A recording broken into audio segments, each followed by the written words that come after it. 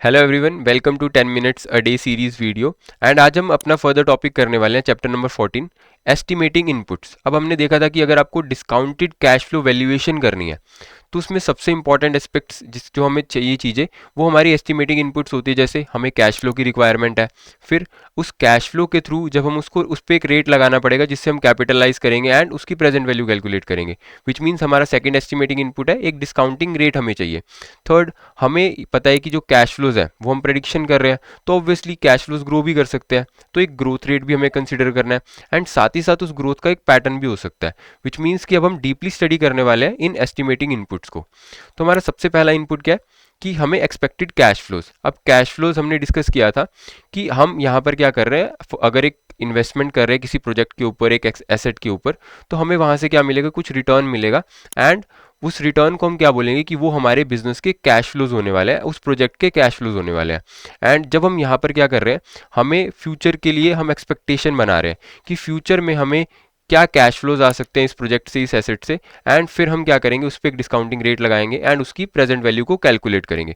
अब cash flows भी अलग अलग तरह के हो सकते हैं, तो हम वो डिस्कस करने वाले हैं कि सबसे पहला जो मीडियम हमारे पास आता है कैश फ्लो का, वो dividend discount model, which means कि हम यहाँ पर डिविडेंड को बेस मान रहे हैं एंड साथ ही साथ हम कैश फ्लोज डिविडेंड को मान के चल रहे हैं, क्योंकि डिविडेंड एक तरह की एक इनकम है। जब हम इक्विटी में इन्वेस्टमेंट करते हैं, इन्वेस्टमेंट हुई तो उसका जो रिटर्न का फॉर्म है वो क्या हो गया, डिविडेंड हो गया, एंड उसको हम क्या मान के चल रहे हैं, उसको हम कैश फ्लोज मान के चल रहे हैं एंड डिविडेंड का एक प्रिडिक्शन करेंगे कि फ्यूचर में हमें क्या डिविडेंड्स हो सकते हैं एंड उसके थ्रू जब हम एक रेट लगा के उसकी प्रेजेंट वैल्यू को कैलकुलेट करेंगे तो वो हमारा हो जाएगा dividend discount model. Next we have FCFE discount model. अब इसका मतलब क्या है, free cash flow to equity. यहाँ पर हम किस चीज़ की बात कर रहे हैं, जब हम एक कंपनी के पर्सपेक्टिव से सोचते हैं तो कंपनी के बहुत सारे क्लेम होल्डर्स होते हैं। जैसे कंपनी कभी भी अपने खुद के पैसे से रन नहीं होती है, उसके पास डेट का भी पैसा होता है, उसके पास प्रेफरेंस शेयर होल्डर भी होते हैं, उसके पास इक्विटी भी होती है एंड कुछ पैसा उसको अपनी री इन्वेस्टमेंट के लिए भी लगाना होता है। फॉर एग्जाम्पल अगर उसको ग्रोथ करनी है तो उसको कुछ पैसा साइड में रखना पड़ता है जिससे वो फ्यूचर में उसको यूज़ करके ग्रोथ कर सके। विच मीन्स जब एक कंपनी पैसा कमाएगी तो उसको अलग अलग लोगों को पैसा देना भी पड़ेगा उनकी रिपेमेंट करने के लिए, क्योंकि उसने बिजनेस से जो प्रॉफिट अर्न किया उस पर उस अकेले का हक नहीं है, उसमें बहुत सारे लोगों का पैसा लगा हुआ है उस पैसे को अर्न करने के लिए। तो यहाँ पर हमें ये देखना है कि जो कैश फ्लोज है, हम free cash flows to equity की बात कर रहे हैं एंड हमें पता है कि इक्विटी को हमें पेमेंट कब करनी होती है, एट दी एंड, जब आपने डेट को भी पे कर दिया, आपने प्रेफरेंस का डिविडेंड भी दे दिया, उनको पेमेंट कर दी एंड आपने री इन्वेस्टमेंट के लिए भी पैसा निकाल लिया। उसके बाद किसकी बारी आएगी लाइन में, इक्विटी की बारी आएगी एंड हम इक्विटी को पैसा देंगे। तो अब हमें ये देखना है कि at the and free cash flow जो पूरा का पूरा इक्विटी का है वो कैश फ्लोज कितना है और वो कैसे कैलकुलेट होगा। तो उसके लिए ऑब्वियसली हमें क्या करना है, cash flows to equity is the cash flow left after the claims of debt holders. Means आपको डिडक्ट करना है क्या, जो भी आपके डेट होल्डर्स का पैसा है, आपका प्रेफरेंस डिविडेंड्स है एंड अगर आपको कोई री इन्वेस्टमेंट करनी है उसके लिए भी जो पैसा है वो आप डिडक्ट करोगे एंड आपके पास क्या बच जाएगा, वो सारा पैसा जो इक्विटी के पास जाने वाला है। Next we have free cash flow to firm.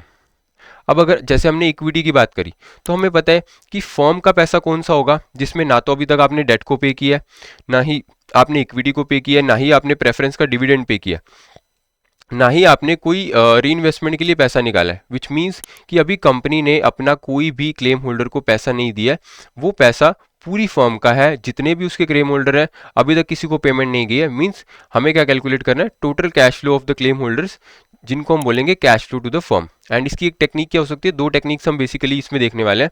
एक टेक्निक तो ऑलरेडी आपको free cash flow to equity से भी आ जाएगी, क्योंकि हमने देखा कि जब आपको नॉर्मल कंपनी की एंटायर से हमने निकालना था तो हमने क्या किया कि डेट को डिडक्ट किया, हमने प्रेफरेंस को डिडक्ट किया। अगर हम क्या करते हैं कि इनको वापस ऐड बैक कर देते हैं तो हमारे पास क्या आ जाएगा, विच मीन्स कि जो आपने free cash flow to equity निकाला, अगर आप इसमें क्या ऐड कर दोगे, आपका जो डेट का पेमेंट आपने किया, आपने जो प्रेफरेंस को डिविडेंड दिया, इनको अगर आप वापस से ऐड बैक कर देते हो तो आप कहाँ पे पहुंच जाओगे, कैश फ्लो टू फर्म्स में। तो एक टेक्निक क्या फॉलो करती है कि आपको क्या करना है, ऐड बैक करना है, add the free cash flows to equity में आपको डेट का एंड प्रेफरेंस जो आपके स्टेक होल्डर्स हैं उनका ऐड करना है।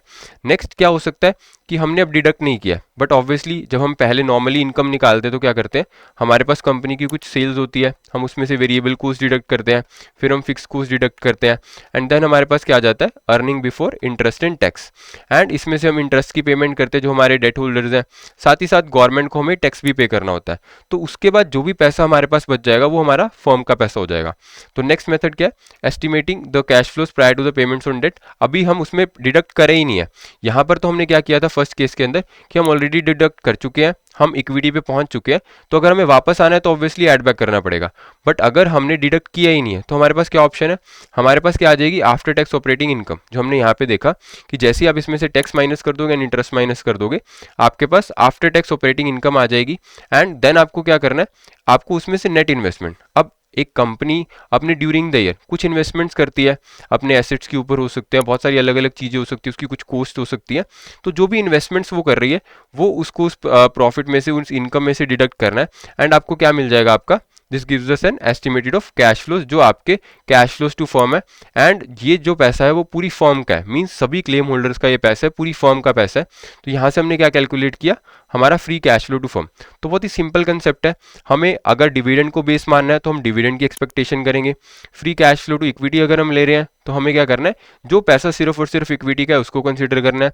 एंड अगर हम कैश फ्लोज टू फर्म की बात कर रहे हैं तो हमें क्या करना है कि हमें किसी भी क्लेम होल्डर को अभी डिस्ट्रीब्यूट नहीं करना है पैसा, उससे पहले जो भी पैसा, जो भी आफ्टर टैक्स ऑपरेटिंग इनकम है, उसमें से जो भी कंपनी ने नेट इन्वेस्टमेंट्स किए हैं उसको डिडक्ट करना है।